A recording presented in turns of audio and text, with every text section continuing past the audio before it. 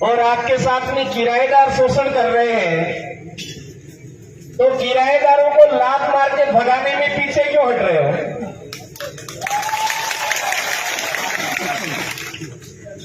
कोई किराएदार हमारे घर में आता है और घर में मालिक के मकान में रह करके मालिक की बहन और मालिक की पत्नी के साथ और मालिक की जो बेटियां हैं उनके साथ में गलत करता है, तो मालिक क्या करता है? थामड़े ठीकरे निकाल करके बाहर फेंक करके लात मार के भगाता है कि नहीं भगाता है? भगाता है नहीं भगाता है? बोलिए।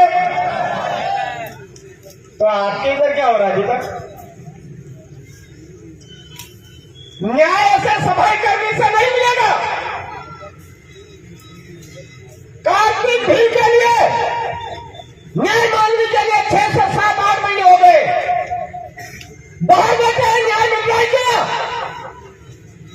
नेवार भी हमारी बहन बेटियों के साथ गलत हुआ है, न्याय मिला क्या? कन्हैया भीड़ के साथ में घसीट करके मारा, न्याय मिला क्या? अरे प्रतापगढ़ के संतोष वीर को एक बीवी की लालच में मार दिया, न्याय मिला क्या? पूजा भीड़ को न्याय मिला क्या? अरे हम कब तक इस तरह से बैठा बैठा इंतजार करते रहेंगे, सफाई करते रहेंगे? कोई आएगा और हमको न्याय मिलेगा। हाथों हाथ निपटारा करना पड़ेगा और पीछे इंतजार करना छोड़ दीजिए। और वो समय आ चुका है, हाथों हाथ निपटारा करने का समय आ चुका है। मात्र 3 महीने बचे हैं, 3 महीने बचे हैं मेरे भाइयों। अब तक का जितने भी अफराध आपके अंदर है,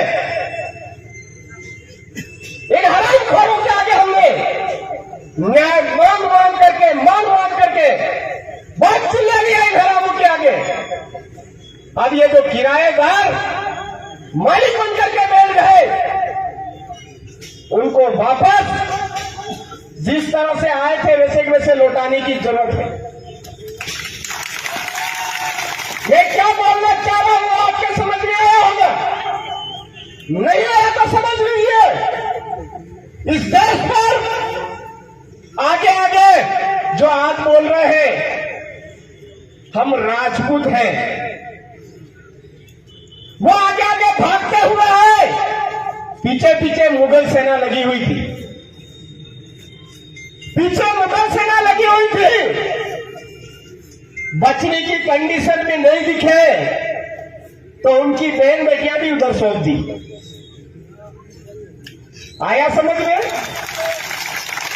आया समझ में?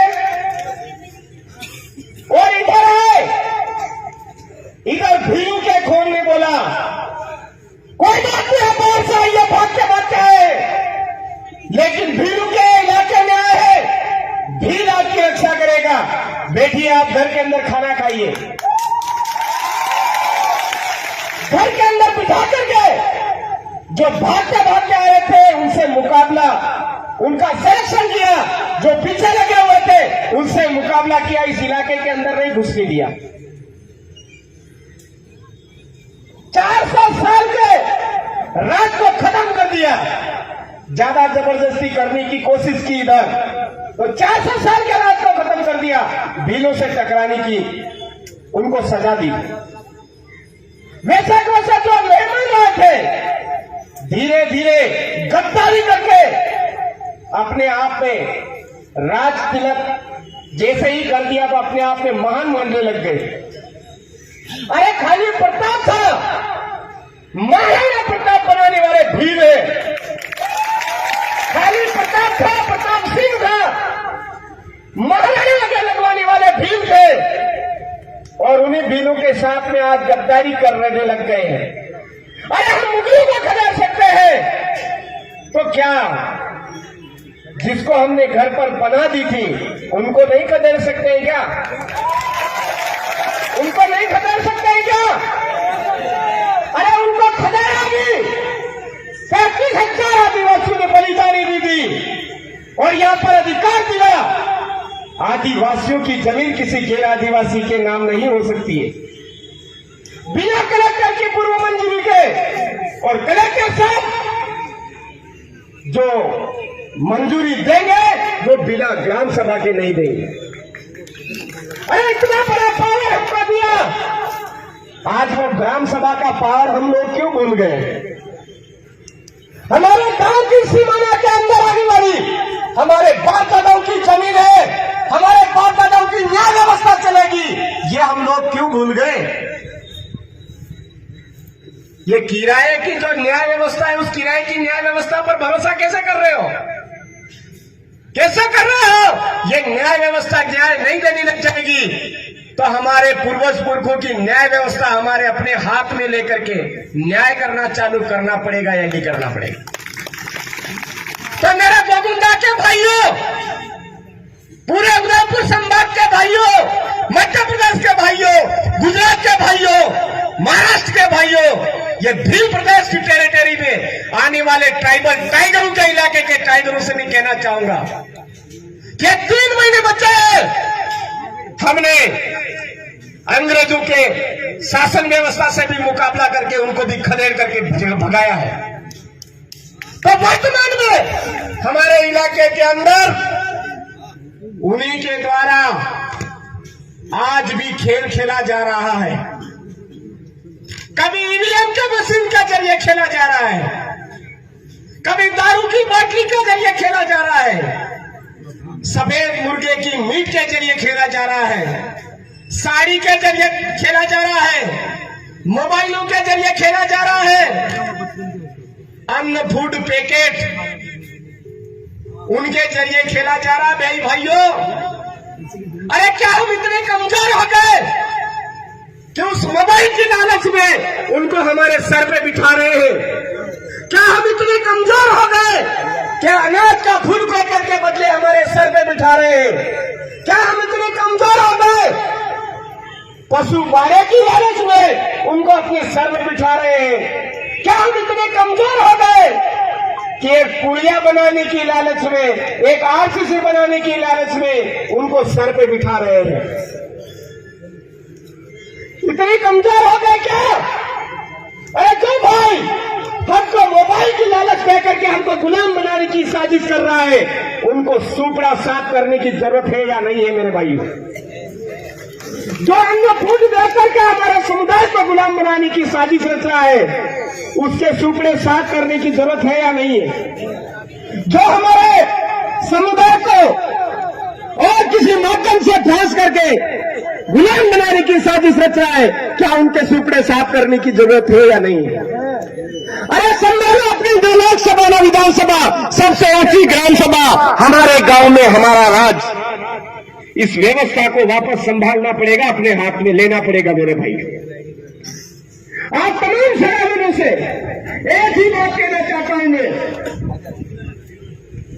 जो अभी हमारी कार्की भाई, हमारा संतोष भील, हमारे कार्तिक भील, हमारे जितने भी वर्तमान में शहीद हुए जितने भी हैं, उन सभी के नाम पर जिस भी सरपंच ने लेटर लिख करके सरकार तक नहीं भेजा, उस घर परिवार में वार्ड पंच भी नहीं बनना चाहिए। ये बात हमको ठाननी पड़ेगी। जिन जिन कुछ सदस्य ने हमारा इतना शोषण अत्याचार हुआ, उसके बावजूद एक भी लेटर लिख करके सरकार भी नहीं भेजा, उनके परिवार से कोई वार्ड पंच नहीं बने, ये जिम्मा हमको लेना पड़ेगा, संभालना पड़ेगा। जो हमारे प्रधान बने, जो हमारे एमएलए बने, इन सबके कहने पर कभी लेटर नहीं लिखा, उन लोगों को पूरी तरह से डिलीट मारना पड़ेगा, सुपड़ा साफ करना पड़ेगा। उनके परिवार से एक आदमी भी कभी वार्ड पंच नहीं बने, ये काम हमको करना पड़ेगा। तब जाकर के ये लोग ठिकाने आएंगे मेरे भाइयों, तब जाकर के ये गुलामी करना बंद करेंगे। वो एक कौन से संत मुनि महाराज जैन साहब मारे गए, तो उनके समर्थन में रामकोरों ने लेटर लिखे। क्या हमारे पूर्वज पुरखों की बदौलत जो हक अधिकार मिले उनके हक अधिकार की बदौलत प्रमाण पत्र लगा करके नेता बन रहे हैं। क्या उनका फर्ज नहीं बनता है कि हमारे समाज के नाम पर जो प्रमाण पत्र लगा है तो उस प्रमाण पत्र लगा करके जो पद हासिल किया है, पद हासिल करने के बाद एक लेटर पैड हासिल किया है, उस लेटर पैड पर इनका विरोध दर्ज नहीं करवाए। उनका फर्ज बनता है या नहीं बनता है? बनता है मेरे भाइयों। और हम उन लोगों को सबक नहीं सिखा रहे हैं, वही लोग हमारे यहाँ पर दलाली कर रहे हैं। तो दलाली को सूचना साफ करना पड़ेगा, ये नहीं करना पड़ेगा, करना पड़ेगा मेरे भाइयों। अगर आप मरे हुए खून की तरह बैठ करके इंतजार करते रहोगे कि कन्हैया भील का न्याय मिलना चाहिए, कार्तिक भील को न्याय मिलना चाहिए, हमारे कांति भाई को न्याय मिलना चाहिए, ऐसे न्याय मिलने वाला नहीं। तो याद रखिए, इन 3 महीने बाद आपका भी वर्तमान में चुनाव आ रहा है सामने। मैं किसी भी ये अभी बोल रहे थे कि बात है, ये है, वो है, मैं ये नहीं बोलूंगा। मैं सीधा सच यही कहूंगा कि जो हमको ठगने की कोशिश कर रहे हैं उनको पूरी तरह से ठगना है इस बार। वो आपको लोटे टुकड़ा करके सोगन खिलाते तो लोटे उठा लेंगे, बोलना तेरे माँ बाप तेरे पूर्वज पुरखों का सत्यानाश ऐसे करके लोटा भी उठा लेना। उठाना नहीं इस बार, शर्माना नहीं है। वन अधिकार अधिनियम के नाम पर हमको बेवकूफ बना रहे, कभी किसके नाम पे बेवकूफ बना रहे, कभी किसके नाम पे बेवकूफ बना रहे। अरे आराम करो, बात जगह के पास आदिवासी भील आदिवासी देश का मालिक है। मालिकों को तुम क्या पट्टा दोगे, मालिकों को तुम क्या अधिकार दोगे? तुम्हारा अंत निकट आ चुका है। अरे 200 साल के राज को हम साफ कर सकते हैं, 400 साल के राज को हम साफ कर सकते हैं, तो ये 77 साल के राज को साफ नहीं कर सकते क्या? अरे अब गोफर उठाने का टाइम हमारे लिए हमारे पूर्वज पुरखों ने नहीं छोड़ा, तीर धनुष उठाने का नहीं छोड़ा, वो हमारे लिए वोट का पावर दे करके गए।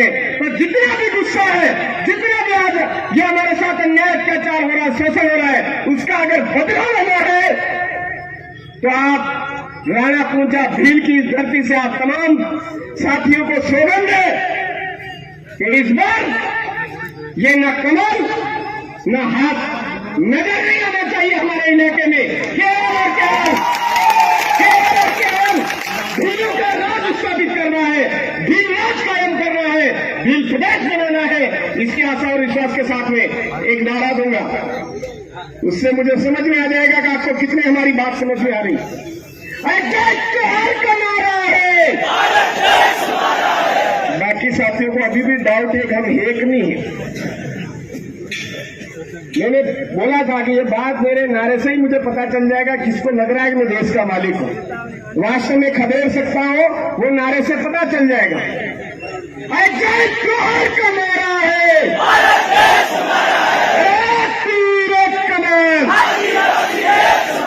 जो जमीन सरकारी बोल रहे हैं आज की तारीख में वो हमारी है, इन किराएदारों की नहीं है। किराएदारों के ठामड़े कैसे फेंकने हैं, कैसे उनका वो करना है, किराएदारों से घर कैसे खाली करवाना है, वो तरीका आपको मैंने बता दिया। अरे जो जमीन सरकारी है, जो जमीन सरकारी है, गोविंदा के भील आदिवासियों को डरने की जरूरत नहीं है। ये छोटे सा आज प्रतिनिधित्व आया है यहाँ पर खाली। अगर आप पूरी तरह से इस आदिवासी परिवार को समझ जाओगे, समझ चुके हो, तो आने वाले समय में भील प्रदेश का पूरा कारवा इधर आएगा।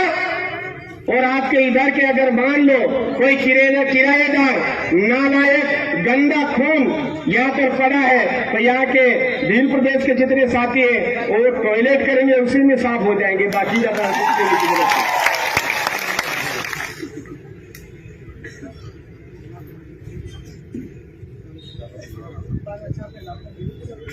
बहुत जबरदस्त बात है।